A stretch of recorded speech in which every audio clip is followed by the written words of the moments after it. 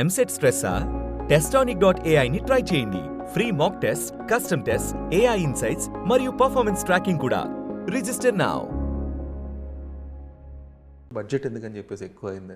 ఎక్కువ అంటే యాక్షన్ సీక్వెన్స్లు ఉంటే అవుతుంది సార్. అంటే ఎంత ప్లాన్ చేసుకున్నా మన బడ్జెట్ అంటే ఎక్కువ అయిపోయింది అంటే డబల్ అలా డబల్ కాదు, అట్లీస్ట్ చిన్న ఎక్సెస్గా అలా ఎందుకు వెళ్తుందంటే యాక్షన్ సీక్వెన్స్లు మన చేతిలో ఉండవు సార్. ఒకసారి దాన్ని మనం గెస్ట్ చేయలేం.